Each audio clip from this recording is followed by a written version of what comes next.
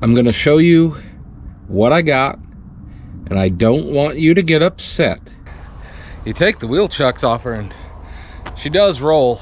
If I let go of the brake and it moves, then we know that the brakes are doing something. Attempting reverse. Start.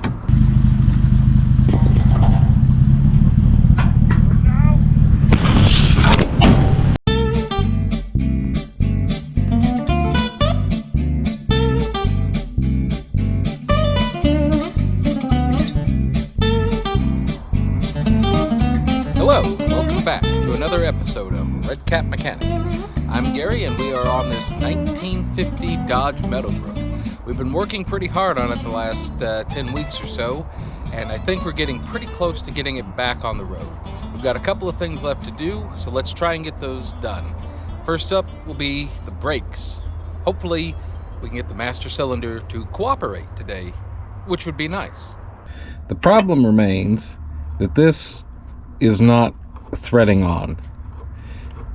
I took this down to a machine shop to have them what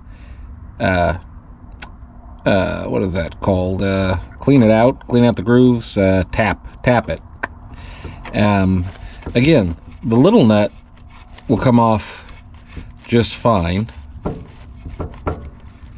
indicating to me that it is not a problem with the bolt that it's trying to go on, but rather with this guy, and I just can't get that to go on.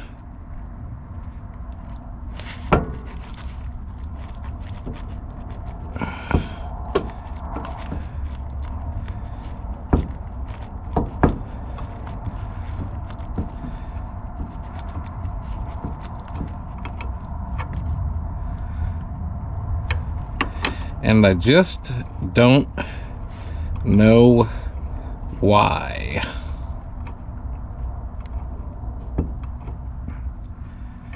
So, we're going to give up trying to get this thing to work and see if we can get a new one of these in there.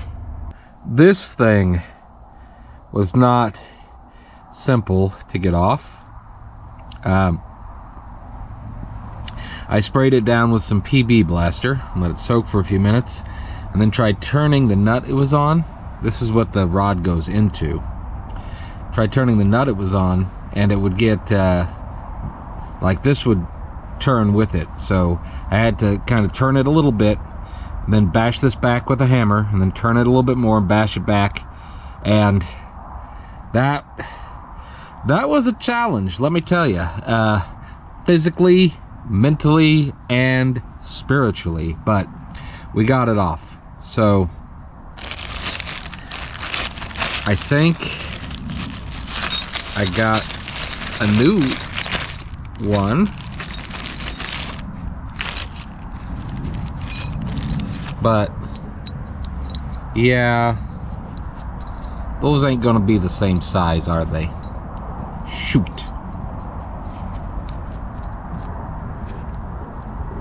Well, maybe. We'll give it a shot. I'm willing to try anything. It's much longer though. All right, I'm gonna show you what I got, and I don't want you to get upset, okay? Before we move on, I don't want you to get upset. So, the thing that I bought did not go around the original bar that went through here, but it had this other bar that I don't even know if you can see that. Where are we at here? Okay. So the thing that I bought wasn't thick enough to go around the bar that went through there originally, and the little tiny bar it came with wouldn't go around this collar. So I kind of cobbled this together with the parts that I had. Is it what is supposed to be here? No. But those parts don't work on the ones that I had, and despite my best efforts, I could not get them to work, so I had to work with what I have. This is it wobbles a bit, but like this is not like, I mean, it can go that way, but it's not going to come out of here, I don't think. And I need to adjust the rod here, which is not going to be easy, but once I do that, it should give us pedal to push. So, and I have double nuts on the end to keep it from backing out. So I'm going to work on adjusting this rod and then putting the brake lines back into the master cylinder, and then I think we might be good. I can't tell you what a struggle that master cylinder was to get on there, just from start to finish.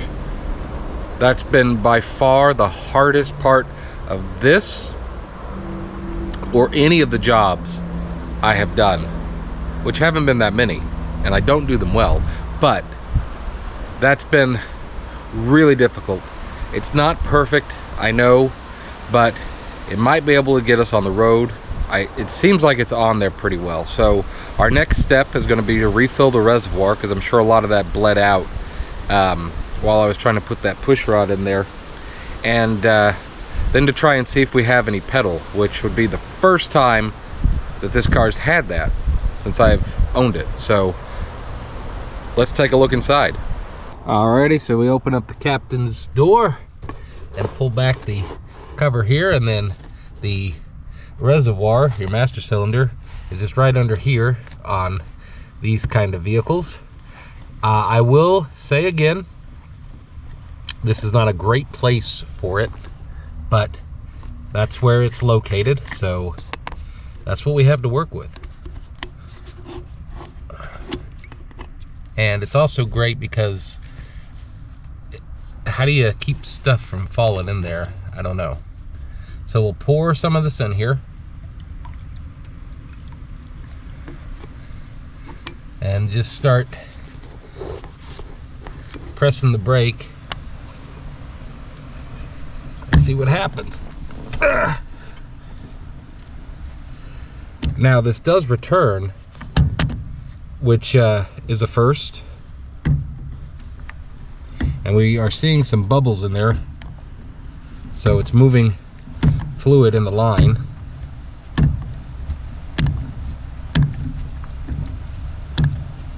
Has a lot of line to fill, so may take a minute. I'm gonna keep doing this, and I'll get back to you when there's something else to report. Feels like the pedal is getting a little more firm to push. Not much. I mean, it's still not probably doing anything, but it's getting a little bit better. Interesting to note, we can get more squirt, which means removing brake fluid, if we just do little pushes. So this is much like bench bleeding. So we're moving something, we're actuating something. I hope it's filling up those lines. I am using .3 because the lines are still the old lines.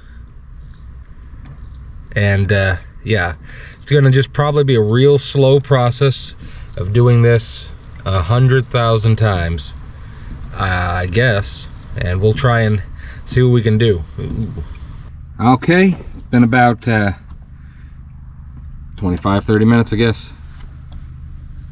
Starting to get a little bit of pedal. I have not bled any of the brakes because I don't have any friends, so I can't. It's hard to do that on your own. I'm just kidding about that. But I'm by myself here today. So this is better than nothing. I kind of want to try this. Let me get that tire on. Speed run!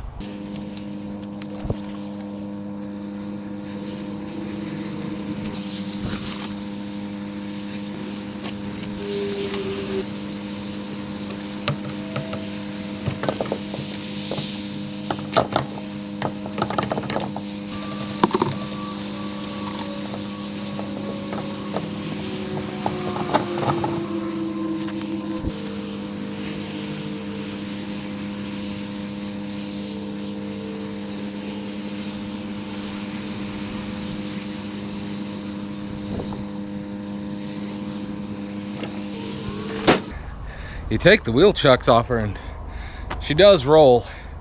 Let's see if she can roll and stop under her own power. Whew! Whew!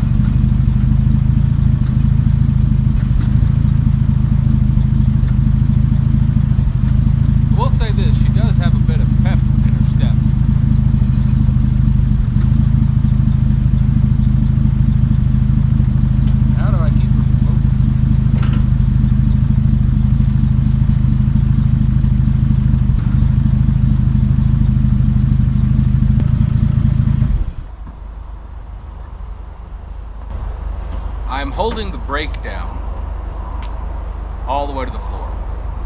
And it is, I'm in third gear, but that doesn't seem to stop this car. And I have the emergency brake.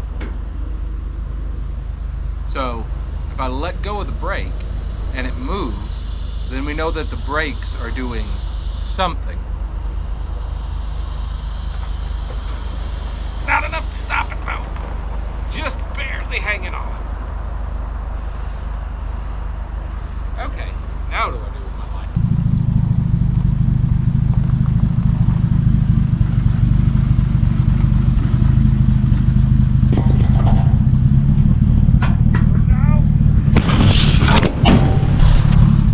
Was that as bad for you as it was for me? It sure is exciting to chalk your own tires in a moving vehicle. Okay, we got her running, and just, I don't know, just the T90, this is creepy, isn't it? Woo, just the T90th a bit of brakes on this. Just a whisper, but a whisper is more than nothing, which gives me hope. So if we have a little bit of brakes, maybe we could try bleeding them now. I went through that whole bottle of .3, so I'll get another one of those and see if I can get the brakes bled. But we have had good progress. The reverse still isn't a gear I can select. I wonder if something's getting bound up. So that, after the brakes, that'll be the next thing. And then I got to figure out the lights and should be good to go. We've got some goals to get done today. Want to remove the radiator, back flush it. I got some new coolant hoses, so we'll see if those work. Put the thermostat back in, basically just kind of get the cooling system buttoned back up and put actual coolant in it. Then we need to check the wiring on the lights. They stopped working for some reason, so I'm going to check on that. And then try and see what we can do on the brakes, and check on reverse, see if we can figure out what's going on with that shift linkage. I did do some research, and last time I was driving it, it wouldn't like go into, it's a manual, so it doesn't have park like an automatic. You put it in a gear. And when I was doing that, it wouldn't stop the car. I found out that for these particular cars that have the fluid drive, since their transmission and engine don't really touch each other, putting the engine in a low gear will still let the transmission move, which is why the car would still roll. So what Dodge did was they created a special ring on the transmission, your parking brake, that when you pull it, it tightens it up and keeps it from rotating. However, I'd taken that metal wiring off when I was trying to get the the electrical wiring done. So if I put that back into place, that should, in theory, be able to let that ring tighten up, because it was kind of working earlier. So let's get started on taking the radiator out.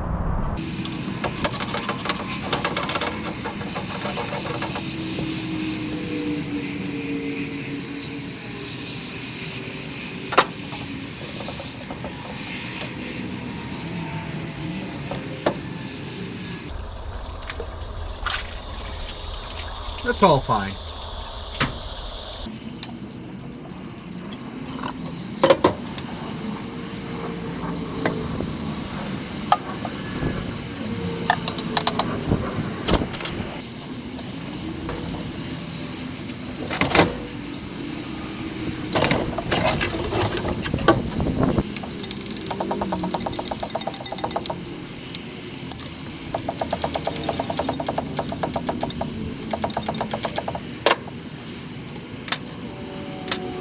Oh, rip the gasket. I don't have another one of those. Dang it. Shoot.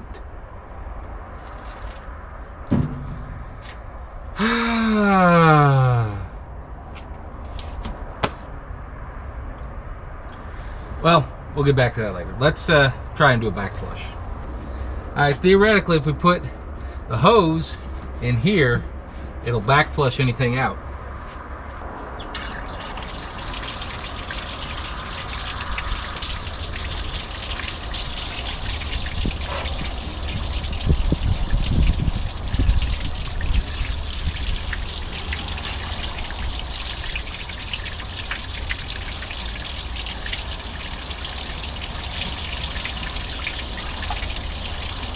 That's very unfortunate. Dang it. That gasket was working too.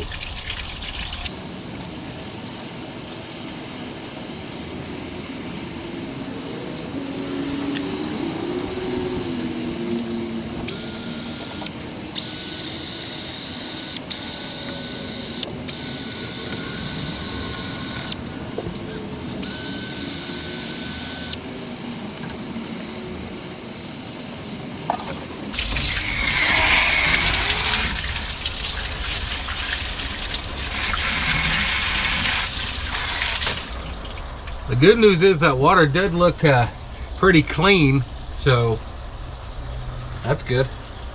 What I'm doing now is trying to also back flush the radiator. Just try and get this as good as we can. It's still not 100% clean, but we're working on it, and hopefully in a couple of minutes that'll all get cleaned out and we'll be good to go. All right, I got the radiator on and the hose is back on. Though I did lose the pump or the gasket, so I've ordered a new one, but for now I'm going to sort of temporarily try and make do with some RTV fluid, because that's the best I got at the moment. So I'm going to put a fairly substantial layer down on this to create a gasket. Last time I did this, it did not work very well, but I'm going to make this one a little bit thicker, and I'm going to give it about 15 minutes to dry before I put anything on it. So hopefully that'll be a little bit better overall.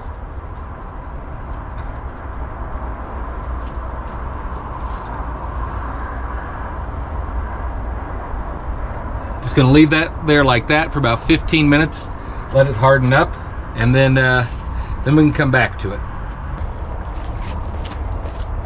While that's curing, I got a newer upper and lower radiator hose. I put the lower one in, and it's longer than this original one that I had, which looked like it was in terrible shape, but I was able to kind of really get it in there.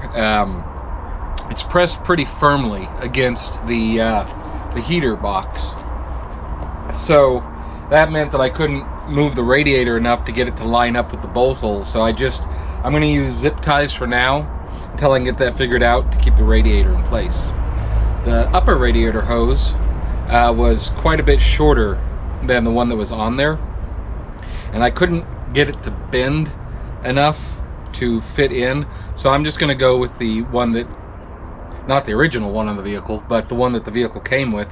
It is a little rusty on the inside, but I think it'll hold up, and it's better than having no hose. So let's go ahead and get this thermostat housing on, and we'll see if that RTV can make do for a gasket for a little bit. As you can see, the radiator is fairly firmly in place. All right, that's at about 15 minutes or so to cure, so hopefully it will be able to give us the strength that we need. I'm going to try and put this on as quickly as I can with as little movement as possible, because I don't want to mess with it, but it is going to be challenging to get all these hoses to work right on it.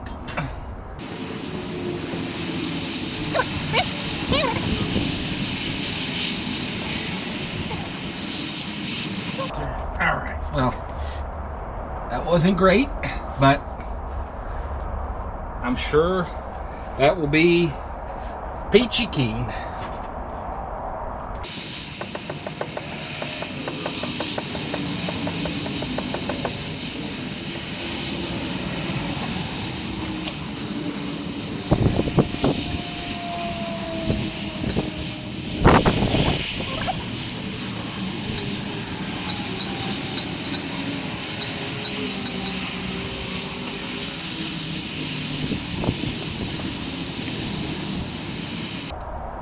Right, that's on there pretty tight.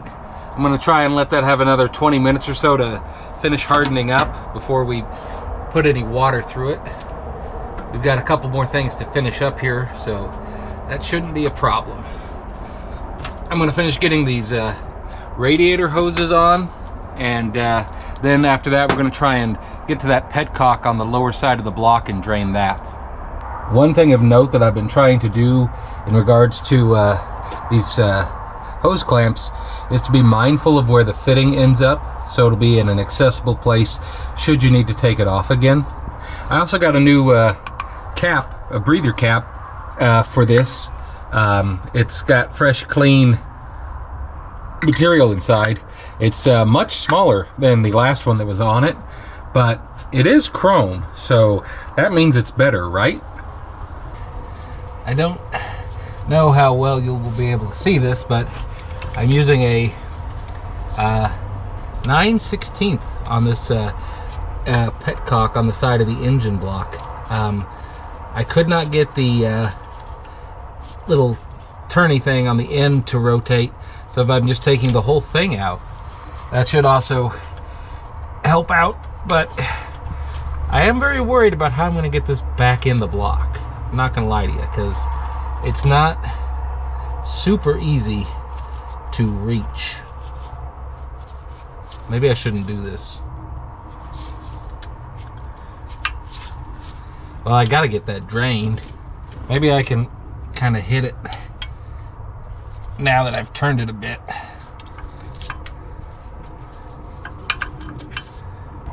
There's just a lot of stuff in the way, and I don't want to break anything. For sure, I don't want to break anything. Maybe a little bit more PB. We're just giving time for the RTV to set up anyway. Maybe I can get a light tap of the hammer on it and break it free.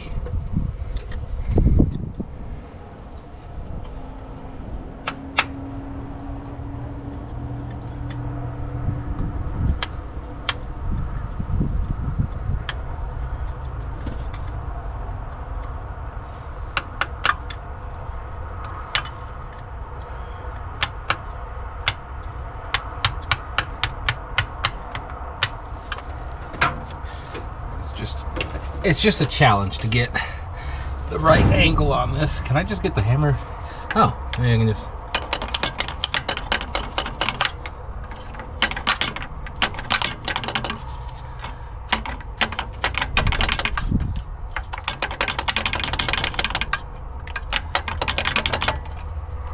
I think it's moving or breaking.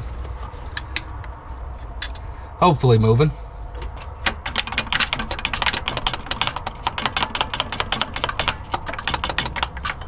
With it. You know, we all know this routine on old cars. Hammer, hammer, hammer. Slowly turn. Put more PB on it. Hammer, hammer, hammer. And I have found that if you are patient, a lot of times this will work for you. It's just if you're in a hurry, you're gonna, I don't know, have to do something else and more drastic.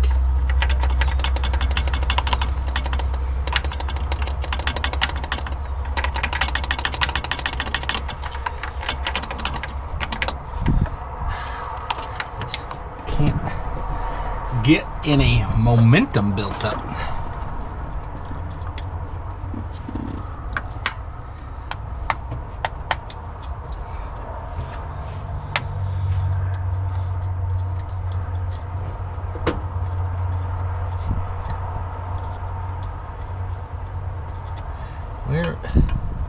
Where do you connect? I don't even...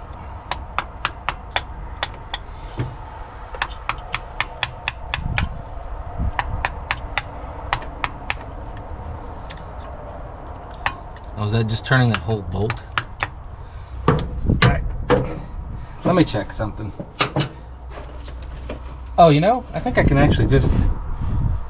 I can get my hand in there and get that bolt out, so let's just go ahead and take it out.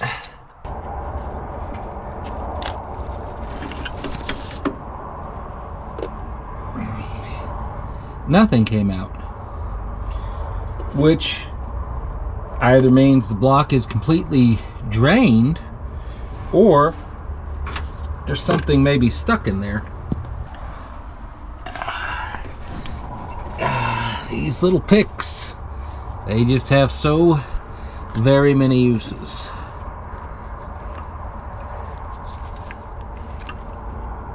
Alright, looks like some crud came out. I'm gonna keep picking at this. I'm gonna need 2 hands on it, but I'm gonna try and see if we can break free whatever's in there and drain out the stuff. We'll get back to you. Alrighty, I've been scraping on it for about 5 minutes. I haven't had a bunch of liquid or anything come out. There was some debris, it felt like, on the inside. So that RTV is not quite ready yet. I would like to run some water through the block before we put the final coolant in, just to see if that's cleared out and maybe flowing. So I guess I'm going to keep scraping on it for a while and kind of see where we can get on it. Let it never be said that a little patience and care don't go a long way. So this was pretty seized up. This is the Petcock on the engine block. So I cleaned it off with PB Blaster and a wire wheel for this part, but it still wouldn't open up. So I took the 9/16 and locked it around that part here, and then just took a hammer and gently started tapping on these wings here until it finally broke free. And now it's fully open, and I sprayed that clean with brake cleaner, and so now this works again. I don't know if I can show you one-handed. That works again. So well, there we go. We have a working Petcock on the engine now. Yay! RTV is at about a half hour to kind of dry up and seal, so hopefully we'll have some sort of seal on that. I'm not holding out too much faith in it, but we'll see. I've got the hose in. I'm going to turn it on, and hopefully the only open place in this engine will be that Petcock right down there, and it'll drain out. So let's find out. It's a good solid stream coming out of the hose. That should be filling up the radiator pretty quickly, and then we'll see if that RTV holds and if all the other things that I've done hold. Good news is that RTV looks like it's holding, and all the hoses I think are okay. Bad news is nothing's coming out of the side of the block.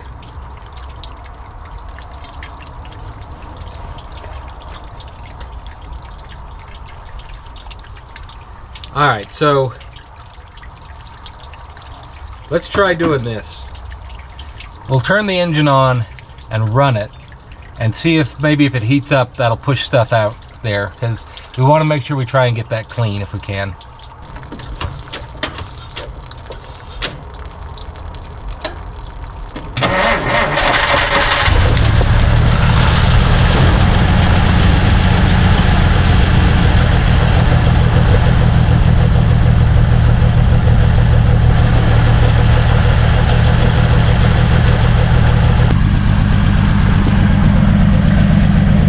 Not seeing anything coming out of the side of the block yet.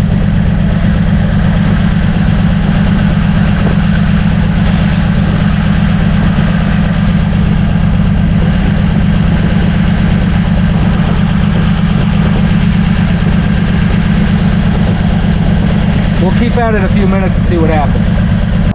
Well, I ran it about 5 minutes, and I didn't see any major stream coming out of the Petcock in the side of the block, or the hole where the Petcock goes.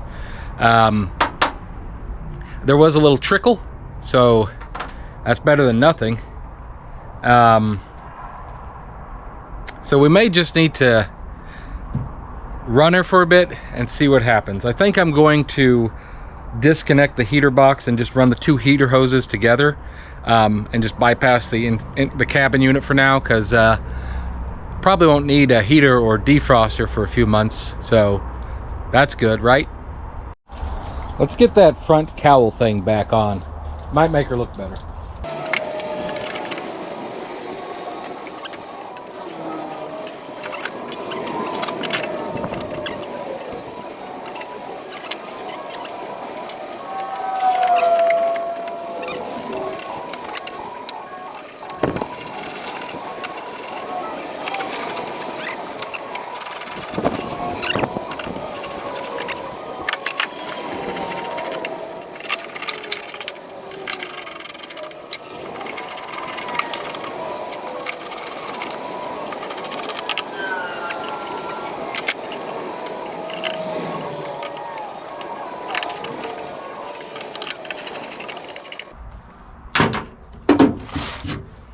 Ta-da!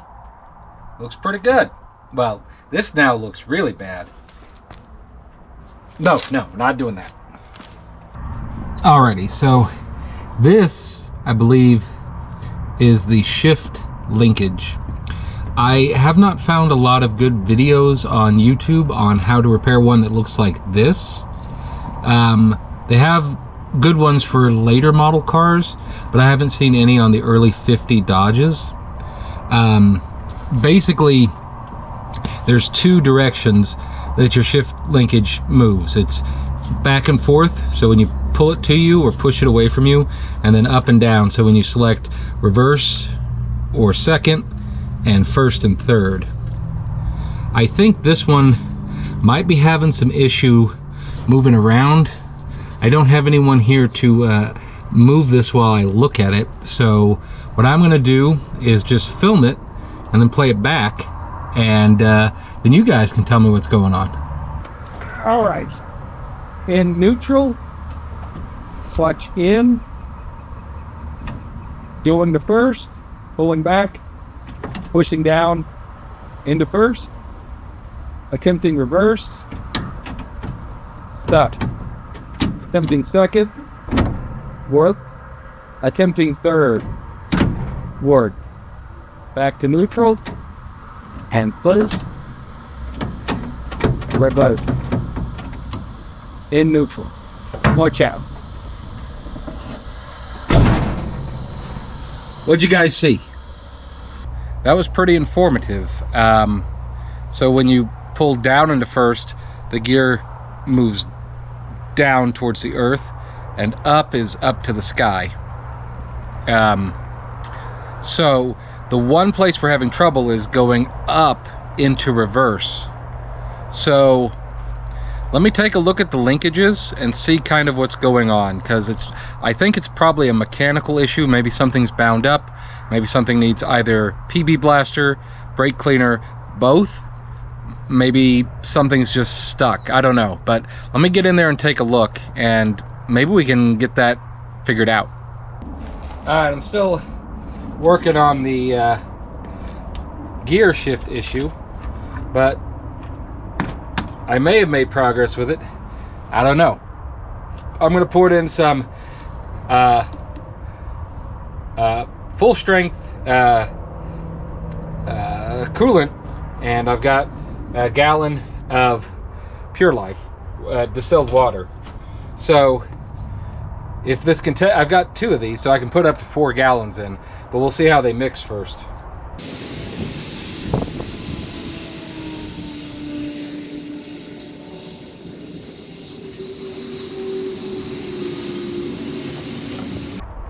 One gallon of coolant.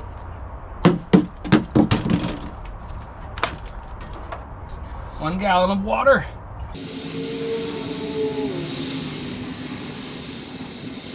Most of a gallon of water. So that's at least a somewhat decent ratio of, it's a little strong, but not too strong. All right. we'll cap it off and see what happens. Here's the transmission rod I pulled out. This is for first and reverse. This one's the one that goes to second and third. This one shifts just fine. This one, however, the first and reverse, like it'll go backwards, but it's not like doing anything. I don't think it's supposed to go that way anyway. I've been gently tapping on it with a hammer to try and get it to move, but I'm not really getting it anywhere to move. And like the rod itself moves just fine, which leads me to believe that whatever the problem is here. Like it's bound up for some reason.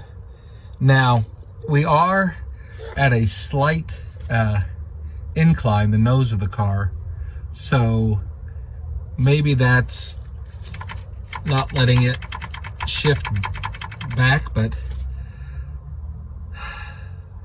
like you think it could still go into first. So this is where we are on this right now. The good news is the linkage should be fine, but I'm not sure what to do with that. I'm gonna have to do some research on it because I don't really know a whole lot about these things. Okay, I got under the car, and where the transmission is, there's two linkages, so those two up and down, and there's 4 gears: reverse, first, second, and third. So there's each linkage from the transmission handles 2 gears. One does reverse and first, the other one does second and third. So the second and third one is able to move without any issue. The reverse and first one is pretty much stuck. I tried like trying to jiggling it and it wouldn't move, so I disconnected the rod that controls its movement from the steering column to see if it was somewhere in the steering column that was getting bound up, or if it was in the lever on the transmission. And after I undid that, the lever on the transmission still does not move. So that leads me to believe that there's something going on with first reverse selection inside the transmission case. Ooh, not a great thing. So I'm going to have to do some research on that to try and find out.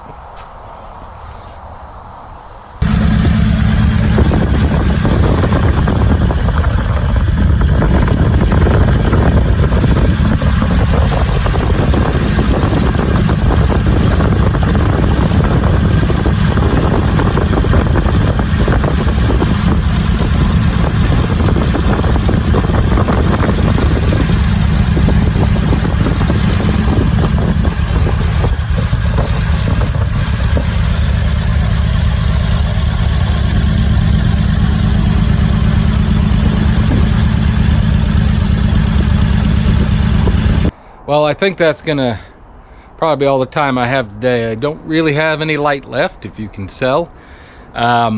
We did make some good progress. We got the coolant system buttoned up for now. Have to figure out, we'll see if it gives us any problems. If it does, we'll dig back into it. And then now just trying to figure out the reverse and the brakes, but we had some, I think, some really good progress, and forward momentum is the name of the game.